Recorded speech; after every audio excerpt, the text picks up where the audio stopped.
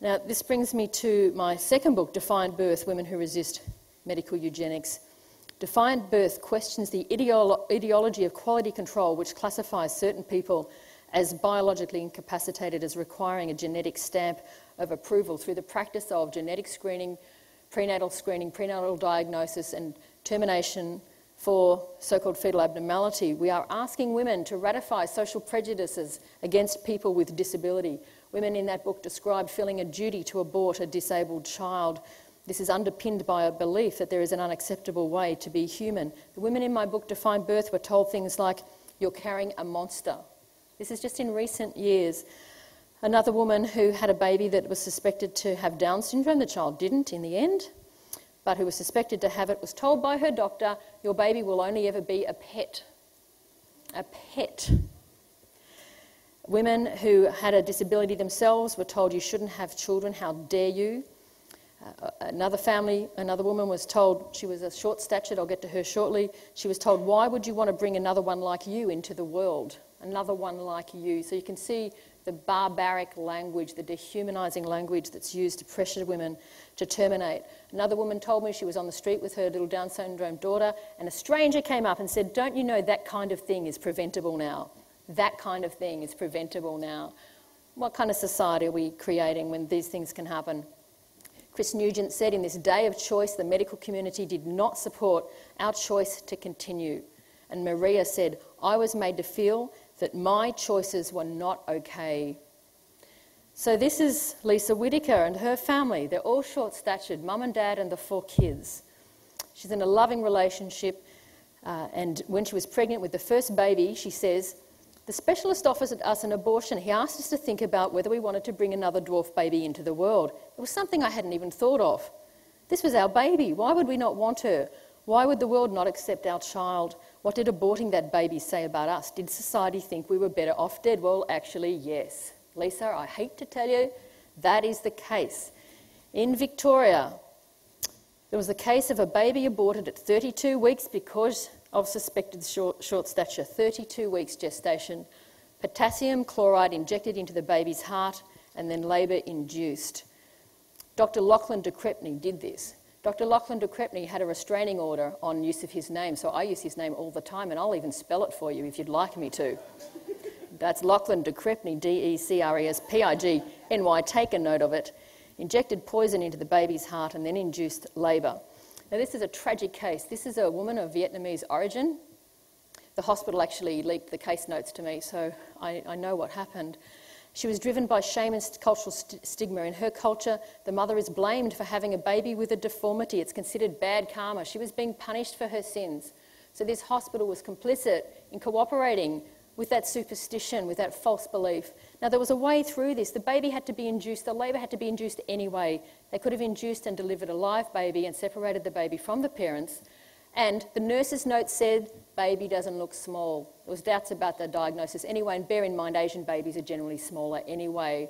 So this woman went through this traumatic experience with the cooperation of a so-called enlightened Western doctor, and it didn't need to happen. It was an absolute horrendous case. And after that, people with short stature were reporting anecdotally that when they walked down the street, people were yelling through the car, out their car windows, saying, "You should have been aborted too."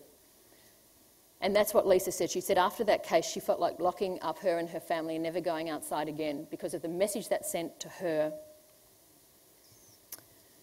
Here's some other people from the book. In this case, this is a little baby who was suspected to have contracted German measles in utero. And it was an extraordinary story of pressure. I'll just read you this. That said 15 minutes for a while now, but it can't still be 15 minutes. I failed maths, that might be the case. But she says, "I arrived at the clinic and I was immediately sent to an isolation room." This is this baby's mother, Alison. "So that I don't come into contact with anyone." So she has no immunity against German measles, and a friend of hers and the child was overplaying and the child had German measles, so she was suspected to have it. "A few minutes later, I had an ultrasound that confirms that I'm 10 weeks pregnant.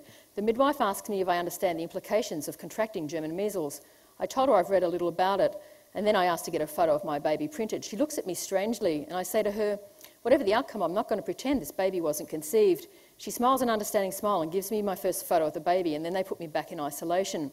This is where things get ugly. I wait a few minutes and I embrace the opportunity to gaze lovingly at the picture of my baby. In comes the genetic counsellor. She's young and confident. She hands me a wad of paper and says, "Read these and I'll be back soon to talk." The documents were downloaded from medical websites and were all on congenital rubella syndrome. It took about 5 minutes to read the distressing documents. Through these articles I discovered that the worst time to come into contact with German measles is in week 10, lucky me, and that although the consequences are varied, the worst case scenario is having a baby who is born blind, deaf, brain damaged, whose bones won't calcify properly and who has lesions on their organs. I read it several times. After 20 minutes of waiting for the genetic counsellor to return, I phoned my husband. I'm in a state of deep shock and stressed. The isolation isn't helping. They wouldn't let her talk to her husband. They wouldn't let her leave. After 30 minutes, the genetic counsellor still hasn't arrived. I fall asleep, the only strategy I've left. After 40 minutes, the counsellor comes in and says, "It's a shame the ultrasound confirms you're 10 weeks pregnant." She says, "Oh, well, there's nothing we can do about it." Counsellor, "Do you understand how serious this is?" "Yes." "Do you understand how serious it is to contract German measles in the 10th week of pregnancy?" "I've just read the literature you provided, I understand it. There's no nice way to say this, but you need to think about the alternatives." Me seeking clarification. "Do you mean I should consider having an abortion?" "Yes. I believe all children are gifts from God, so having an abortion isn't an option." "Do you really understand what it means to have a child with CRS?" "I do, but being a parent is a privilege and you love the child you've been blessed with. What about your husband? What would he think?" "We both feel very strongly all children are precious because they are a gift from God." Here there's a pause as the counsellor tries to think of a new strategy. "Do you realise it's a lot easier to have an abortion at 10 weeks rather than 12? Me, horrified by the inference I would be a kinder mother if I killed my baby today rather than waiting 2 more weeks, I say, "Are you inferring I should abort my baby on the off chance I might have German measles? What if I haven't contracted it? I can't abort my baby on a whim. That would be terrible." "Well, if you do keep the baby until you're 12 weeks pregnant, will you see a doctor who specialises in CRS?" "Okay, but I'm not having an abortion because I believe that all people are made in the image of God and on that basis alone we are all precious." The counsellor, with a puzzled look on her face, "Are you making this up? Are you religious or something?" "Oh, hello." Me, with relief at finally being understood. "Yes, my husband and I are Christians and that's why we believe God creates people the way he knows best. There are some people in the world who are given to us to teach us how to love. Everyone is valuable because everyone is created equally." "Oh." And then she leaves, she's shaking, she's upset, and she phones her husband and then they give birth to this perfectly healthy baby who has nothing wrong. And I had so many stories like that. Women were given shocking outcomes, dreadful diagnoses for their babies, told the child will have a condition incompatible with life. In one case, the family had the priest at the bedside, ready to bless the dead or dying baby. That baby's now 12 years old. How many women are making these agonising decisions on the basis of inadequate or inaccurate information? Prenatal screening has made it possible to abort children on the basis of guesses and probabilities. I had so many cases where the problem either wasn't there or wasn't as bad as was diagnosed. So many babies are now being aborted for correctable conditions such as hair, lip and cleft palate or for club feet. These are all cases in Australia and also in the UK. And we have many abortionists now that are quite willing to do those things. Here's some other pictures of people in my book. This is a mother who wrote a profound piece about her little boy with Down syndrome. This is another little Down syndrome girl, another mum and child there. Now this is an amazing story. These 2 babies here, born to parents, anencephalic 2 in a row, 2 babies in a row with anencephaly, and they only lived a matter of hours, and she's written the most profound piece about why these children's lives were valuable and the lessons that they brought into the world and what they taught the parents and the medical staff as well about the value. And the other children were able to say goodbye and bath the babies and get a lock of hair and all of that. Absolutely profound story. Those 2 little babies. This is a family in Singapore. Their youngest baby was predicted to have all sorts of abnormalities and had none of them. And this is our former Deputy Prime Minister, John Anderson, who some of you will know. And their little baby had Down syndrome and he later died. But he also wrote a beautiful piece in my book about what they learnt from this little boy. Another little girl that was meant to be dead. Another family there. And this is a thalidomide survivor. And she had a baby and she's written a fantastic piece. And she says that when her little boy, he's older now, is asked what happened to mummy, he said she fell into the lion's den and the lion ate off both her arms. So... And a New Zealand family, Joanne Greeley. Does anyone know Joanne? I've kind of lost touch with her. You do? I should... Oh, yeah. Oh, really? She should have come. So she was also told not to have more children and given all sorts of grave diagnoses. And So I thought you might be interested that there is a New Zealand family in the book. So there's some of the profound pieces from Divine Birth, questioning this whole idea of normalcy. Who decides what's normal? Any of us could become disabled tomorrow. And even our healthy children we can have great struggles with.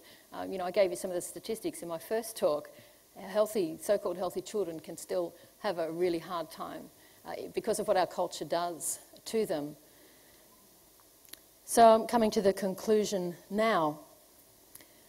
Abortion on demand does nothing and will do nothing to change the inferior status of women. In reality, it is a reactionary solution to a problem pregnancy because it reinforces the status quo, encouraging society not to change the conditions which force women into abortion. This is a quote from Feminists for Life.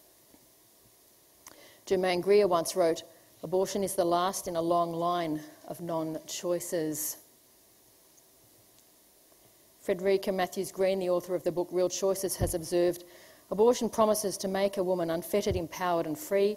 Instead, she finds herself isolated, endangered and sad." Now, what can we do about this? Well, we need to call for shared responsibility to provide life-affirming alternatives to abortion and support for women and children both before and after birth. We must adopt solutions that reflect the dignity and worth of women and children. I want to say something to people of faith here. There are women in your churches who will have had abortion. There's also women who may become pregnant. And I know young women in Christian families and faith-based communities who have aborted because of the shame that they felt. So we've got to be very careful about how we talk about teen pregnancy and how we talk about single motherhood. And if the church won't welcome a mother and her child, where is she supposed to go? She'll go to the abortion clinic because she'll feel very welcome there. They'll make her feel very welcome. And I know women who have aborted because of a sense of shame, and their pastors and their Christian parents don't know anything about it. Remember, if a woman's a single mother, she's a single mother because she's been abandoned and she's chosen not to have an abortion. So to me, single mothers are brave. Now, does that mean I'm encouraging single motherhood? No, I'm not. I'm not. But just bear in mind what it takes to be a single mother. I have a loving husband and 4 kids, and I find it hard. I think it's the toughest job in the world to be a half-decent parent, again, in this culture which is stacked against you being a half-decent parent. How hard is it for single mothers? So please, if I could implore you to make single mothers welcome in your churches and help them and support them and help women know that if they become pregnant, you'll be there with every resource they need. Otherwise, we're total hypocrites. If we don't provide the support necessary, we are total hypocrites and we are complicit in the rates of abortion that you have in New Zealand and that we have in Australia and that we see globally. So we need to work for an end to all of these things that make women feel they have to run into the waiting arms of the abortionist and which conspire to make having children a liability. This is the only truly pro-life and pro-woman action to take, and as Feminists for Life says, abortion is a reflection we have not met the needs of women. Women deserve better than abortion. Thank you very much.